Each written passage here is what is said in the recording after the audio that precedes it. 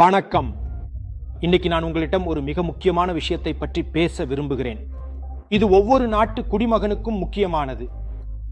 ஆனால் பிற்படுத்தப்பட்ட வகுப்பினர், தலித்துக்கள், பழங்குடியினர், பெண்களுக்கு இது மிக முக்கியமான விஷயம். இது உங்கள் பங்களிப்பை பற்றியது.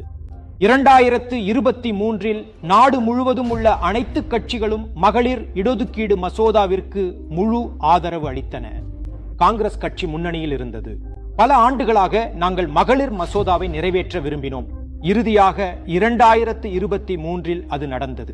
இந்திய தேசிய காங்கிரஸ் சார்பாக நான் நாரி சக்தி வந்தன் அதிநியம் 2023 ஆதரவாக நிற்கிறேன். இந்திய தேசிய காங்கிரசின் கோரிக்கை என்னவென்றால், இந்த மசோதா உடனடியாக அமல்படுத்தப்பட வேண்டும். 2018 நான் பிரதமருக்கு இந்த கடிதத்தை எழுதினேன். மகளிர் இடஒதுக்கீட்டை எவ்வளவு விரைவில் முடியுமோ அவ்வளவு விரைவில் அமல்படுத்த வேண்டும் என்று இதில் தெளிவாக எழுதப்பட்டுள்ளது. 2019 மகளிர் இடஒதுக்கீடு அமல்படுத்தப்பட்டிருக்க வேண்டும் என்று நான் இங்கே கூறியுள்ளேன். அதன் பிறகு 2023 நான் உரையாற்றினேன், நாடாளுமன்றத்தில் உரையாற்றினேன், பல உரைகளை நிகழ்த்தினேன். அதில் மகளிர் இடஒதுக்கீடு நாட்டிற்கு அவசியம் என்றும் அது விரைவில் அமல்படுத்தப்பட வேண்டும் என்றும் கூறினேன். என் பார்வையில் இது மிகவும் எளிமையானது. மக்களவை மற்றும் சட்டமன்றங்களில் 33% இடங்களை இந்திய பெண்களுக்கு வழங்குவதன் மூலம் இந்த மசோதாவை இன்றே அமல்படுத்த முடியும். இந்த மசோதாவில் ஓபிசி இடஒதுக்கீடும் சேர்க்கப்பட்டிருப்பதை நான் விரும்பியிருப்பேன். இந்திய மக்கள் தொகையில் ஒரு பெரும் பகுதியினர், இந்திய பெண்களில் ஒரு பெரும் பகுதியினர் இந்த இடஒதுக்கீட்டை பெற வேண்டும் என்பது மிகவும் முக்கியம் என்று நான் நினைக்கிறேன். அது இந்த மசோதாவில் இல்லை.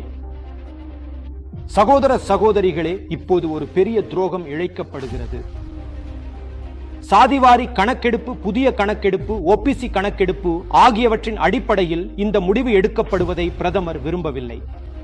பிற்படுத்தப்பட்ட வகுப்பினரின் எண்ணிக்கையே இல்லாத 2011 ஆண்டு கணக்கெடுப்பை பயன்படுத்த அவர் விரும்புகிறார். அவர் உங்கள் பங்களிப்பை உங்களிடமிருந்து பறிக்க விரும்புகிறார். புதிய கணக்கெடுப்பு தொடங்கிவிட்டது. ஓபிசி கணக்கெடுப்பை நடத்துவதாக நீங்கள் கூறுகிறீர்கள். பிறகு ஏன் அந்த கணக்கெடுப்பை பயன்படுத்தி மகளிர் மசோதாவை நிறைவேற்றவில்லை என்பதுதான் எங்கள் கேள்வி. சாதிவாரி கணக்கெடுப்பு மூலம் முற்றிலும் புதிய வளர்ச்சி மற்றும் முன்னேற்றத்தின் முன்னுதாரணத்தை கொண்டு வருவதே எங்களது தொலைநோக்கு பார்வை. ஓபிசி, தலித் அல்லது பழங்குடியினராக இருந்தாலும் நாட்டில் அவர்களின் பங்களிப்பு எவ்வளவு என்ற முக்கியமான கேள்வியை நாங்கள் கேட்கிறோம். நரேந்திர மோடி, RSS மற்றும் பாஜகவினர் அச்சமடைந்துள்ளனர். ஏனெனில் சாதிவாரி கணக்கெடுப்பு தரவுகள் வரத் தொடங்கிவிட்டன.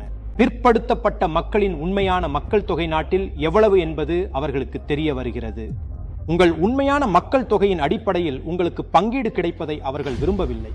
இது பிற்படுத்தப்பட்ட வகுப்பினருக்கு எதிரானது மட்டுமல்ல, இது ஒரு தேச விரோத செயலாகும். ஏனென்றால் பிற்படுத்தப்பட்ட வகுப்பினர் 50% உள்ளனர். அவர்களுக்கு பங்கீடு கிடைக்க வேண்டும். மேலும் பிரதமர் உங்களிடமிருந்து உங்கள் பங்கை பறிக்கிறார், உங்களிடம் பொய் சொல்ல முயற்சிக்கிறார். அவர்களுடைய இந்த முன்மொழிவில் மற்றொரு ஆபத்தான விஷயம் நடந்து கொண்டிருக்கிறது. அரசாங்கம் 2026க்கான ஒரு விரிவான தொகுதி மறுவரையறை மசோதாவை வெளியிட்டுள்ளது. இந்தியாவின் நாடாளுமன்ற பிரதிநிதித்துவத்தை பெருமளவில் விரிவாக்க இது முன்மொழிகிறது. மக்களவையின் பலம் 545 மலைக்க வைக்கும் 850 இடங்களாக உயர உள்ளது. உண்மை என்னவென்றால், மோடி அவர்கள் விரும்புவது நடந்துவிட்டால் சிறிய மாநிலங்கள், தென்னிந்திய மாநிலங்கள் மற்றும் வடகிழக்கு மாநிலங்கள் அவற்றின் பிரதிநிதித்துவம் குறைந்துவிடும். அவர்களுக்கு பயங்கரமான பாதிப்பு ஏற்படும். இதை நான் ஒரு தேச விரோத செயலாக கருதுகிறேன். எங்களுடைய நிலைப்பாடு மிகவும் தெளிவாக உள்ளது. நீங்கள் இதை செய்ய விரும்பினால் ஓபிசி மக்கள் தொகை கணக்கெடுப்பு தரவுகளின் அடிப்படையில் செய்யுங்கள். 2026 மக்கள் தொகை கணக்கெடுப்பின் அடிப்படையில் செய்யுங்கள். 2011 மக்கள் தொகை கணக்கெடுப்பின் அடிப்படையில் செய்யாதீர்கள். ஏனெனில் அதில் ஓபிசி அல்லது பிற்படுத்தப்பட்ட வகுப்பினர் பற்றிய தரவுகள் இல்லை. நீங்கள் உண்மையிலேயே மகளிர் மசோதாவை அமல்படுத்த விரும்பினால் உங்களிடம் மகளிர் மசோதா தயாராக உள்ளது.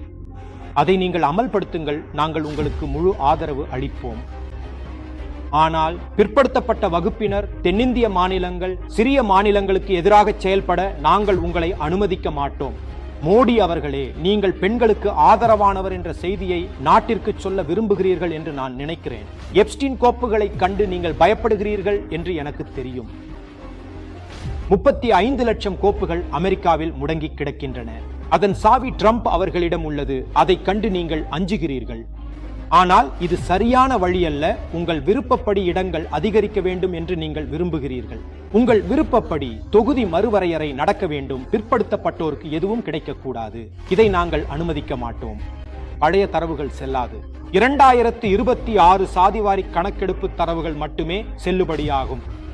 பிற்படுத்தப்பட்ட வகுப்பினரின் உரிமைகளை திருட நாங்கள் உங்களை அனுமதிக்க மாட்டோம். பங்கை பறிப்பதை நிறுத்துங்கள். பிற்படுத்தப்பட்ட வகுப்பினர், தலித்துகள், ஆதிவாசிகளுக்கு அவர்களின் உரிமையை வழங்குங்கள்.